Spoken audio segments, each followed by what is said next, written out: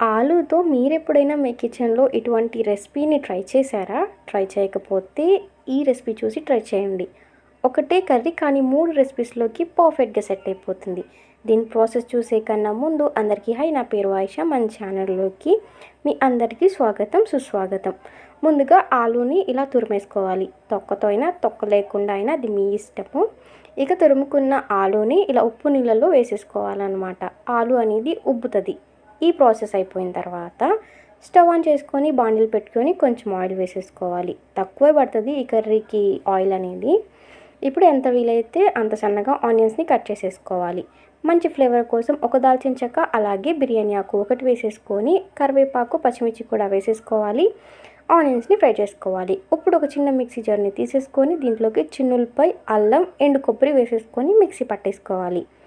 Onions fry అయిన తర్వాత mixie పట్టుకున్న మిశ్రమాన్ని కూడా బాండిల్లోకి వేసేసుకొని పచ్చివాసన పోయేంత వరకు ఫ్రై చేసేసుకోవాలి.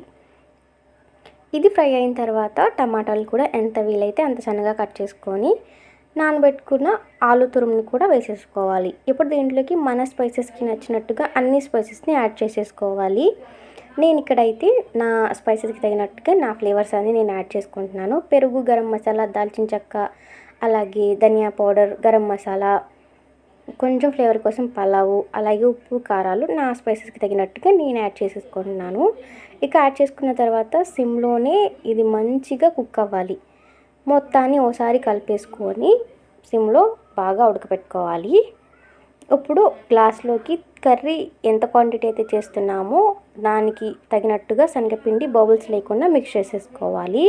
కర్రీని మాత్రం అలానే వదిలేయకండి, సిమ్లో కుక్ చేయాలి అని చెప్పాననేసి మధ్య మధ్యలో కర్రీ పొజిషన్ ఎలా ఉంది ఏంటి అనేసి కుక్ చేస్తూ కలుపుకుంటూ కుక్ చేసుకోవాలన్నమాట.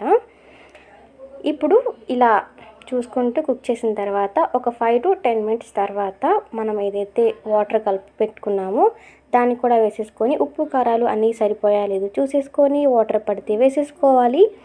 ఇంకా శనగపిండి వేసిన తర్వాత ఎక్కువ టైం ఏం పట్టదు. కర్రీ కన్సిస్టెన్సీ దగ్గరికి అయిన తర్వాత కొత్తిమీర చల్లేసుకొని స్టవ్ ఆఫ్ చేసుకోవాలి. అంతే, మన ఆలు Turum curry recipe ready. Chapati, puri, pulao rice, normal రైస్లో కూడా పర్ఫెక్ట్గా సెట్ అయిపోతుంది. మీకు ఈ రెసిపీ ఎలా అనిపించిందో వీలుంటే కామెంట్ చేయండి. అలాగే మీ కిచెన్లో ట్రై చేయండి. మీకు ఒక చిన్న విషయం చెప్పాలనుకుంటున్నాను. అదేంటంటే మనకి ఇన్స్టాలో ఎలా ఒక పేజ్ ఉందో యూట్యూబ్లో కూడా మనకి ఒక ఛానల్ అనేది ఉంది. మీ అమూల్యమైన టైంని కేటాయించి ఎవరైనా చూడాలి అనుకున్న వాళ్ళు వెళ్ళి యూట్యూబ్లో కూడా చూసి నచ్చితే సబ్స్క్రైబ్ చేసుకోండి. అలాగే ఈ రెసిపీ కూడా నచ్చితే ఫాలో చేసి పెట్టుకోండి. మరిన్ని వీడియోస్తో మీ ముందుకు వస్తాను. అప్పటి వరకు టాటా, బాబాయ్ మరి.